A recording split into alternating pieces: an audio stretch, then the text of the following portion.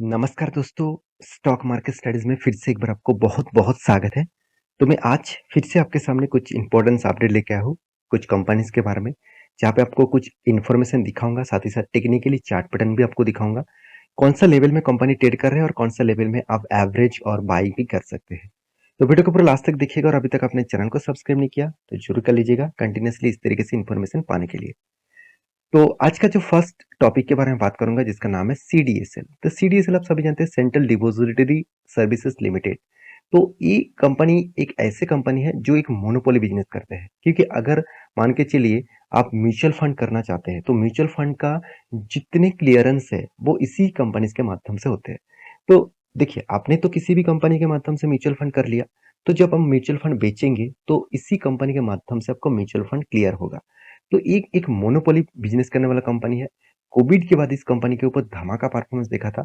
एक time company के price था 200 के आसपास और आज कंपनी का प्राइस 900 के आसपास चल रहा है। एक टाइम कंपनी 1200 तक गया था और जब 1200 तक गया था कंपनी 600% के आसपास रिटर्न दिया था, और वो भी 2 साल के अंदर-अंदर। तो इस तरीके से परफॉर्मेंस देने वाला कंपनीज़ के आज थोड़ा-सा करेक्शन देखने को मिला। आज डिस्काउंट देखने को मिला, टॉप लेवल से डाउन लेवल तक देखूँ तो 37% के आसपास करेक्शन देखने को मिला। तो मैं यहाँ पे करेक्शन नहीं कहूँगा, एक कंपनी आपके लिए डिस्काउंट दे रहा है, तो इसका फ़ायदा आपको ज़रूर उठाना चाहिए। ऐसी बात मैं क्यों कर रहा हूँ? चलो मैं आपको समझाता हूँ।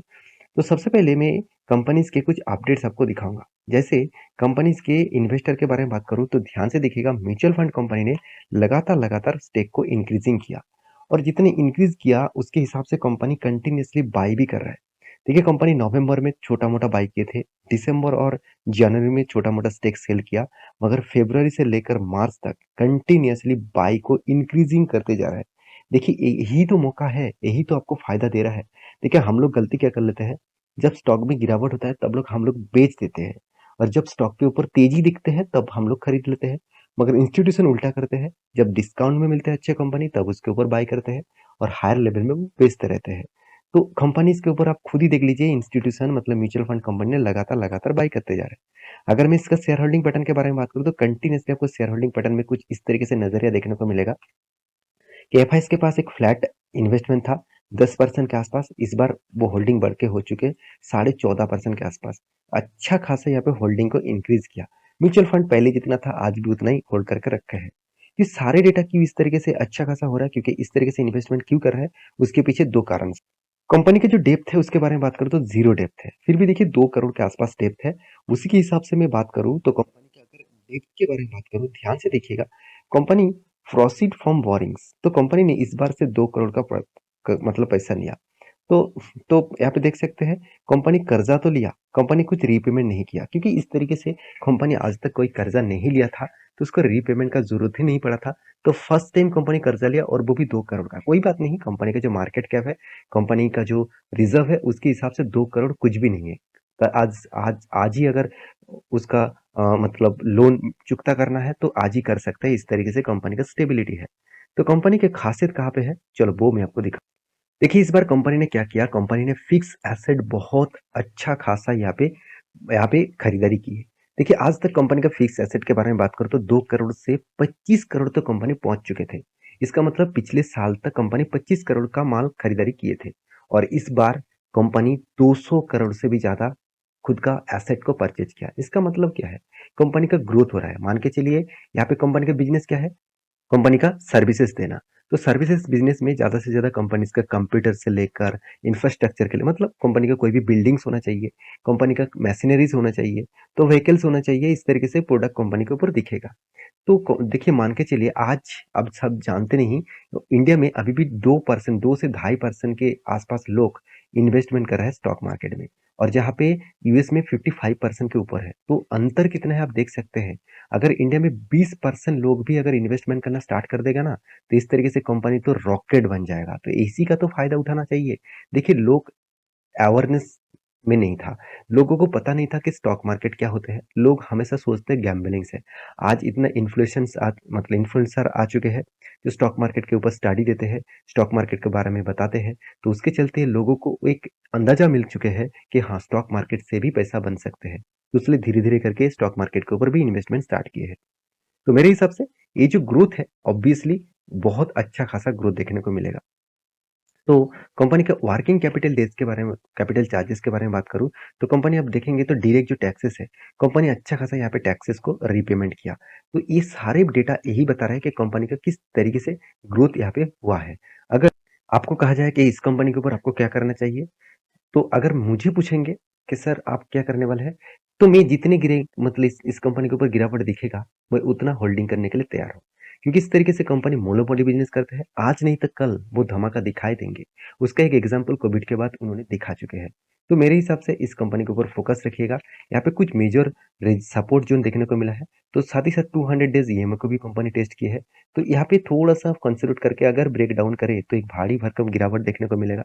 और कंपनी का नेक्स्ट लेवल रहेगा 600 लेवल तक। तो इस रेंज तक कंपनी आ सकते हैं, क्योंकि यहाँ पे कंपनी का एक सपोर्ट जोन था, और उस सपोर्ट को कंपनी रेजिस्टेंस के हिसाब से यहाँ पे ब्रेक किए थे, और यहाँ पे वो ही बन जाएगा सपोर्ट।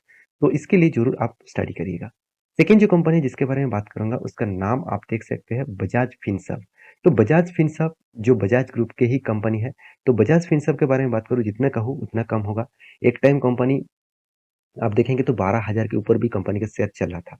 आज कंपनी के शेयर प्राइस 1400 रुपीज के आसपास देखने को मिला, क्योंकि कंपनी ने स्प्लिट एंड बोनस एक साथ दिया था। उसके चलते कंपनी का शेयर प्राइस आपको सस्ते में मिला है, तो इसी का तो आपको फायदा उठाना है। तो देखिए कंपनी के कंटिन्यूसली गिरावट के बाद, कंपनी एक सेल ऑफ होने के बाद फिर से यहाँ पे एक सपोर्ट को रिटेस्ट किया। और मैं इस रिटेस्ट में एंटी पिछली बार भी यहाँ पे लिया था, मैं आपको टेलीग्राम में अपडेट दिया था, और मेरा टारगेट इस रेंज तक था। मैं थोड़ा सा पहले ही टारगेट बुक कर लिया, और यहाँ पे फिर से एंटी लेवल बना, क्योंकि यहाँ पे 200 डेज आसपास था। साथ ही साथ सपोर्ट को भी रिटेस्ट किया, साथ ही साथ कंपनी के ऊपर एक हैमर जैसे कैंडल बना। ये तीनों चीज मुझे एक पॉजिटिव साइन दे चुके थे कि कंपनी के ऊपर एक अप मोमेंटम दिखेगा।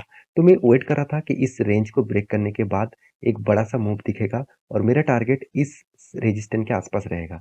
तो एंटी लेवल यहाँ पे हुआ था, और टारगेट इस लेवल तक रहेगा as a short term traders के लिए। और लॉन्ग टर्म के लिए मैं जरूर कहूंगा, इस तरीके से कंपनी के ऊपर आपको लॉन्ग जर्नी के लिए सोचना चाहिए। मैं क्यों बोल रहा हूँ, चलो मैं आपको समझाता हूँ।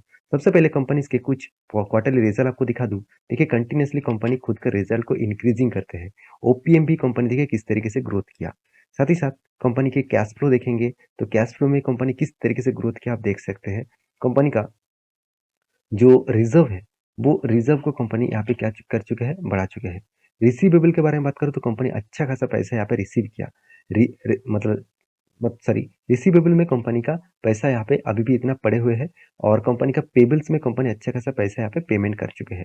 तो कंपनीज की जो बेस्ट पॉइंट मुझे लगा वो है कंपनी का फिक्स एसेट।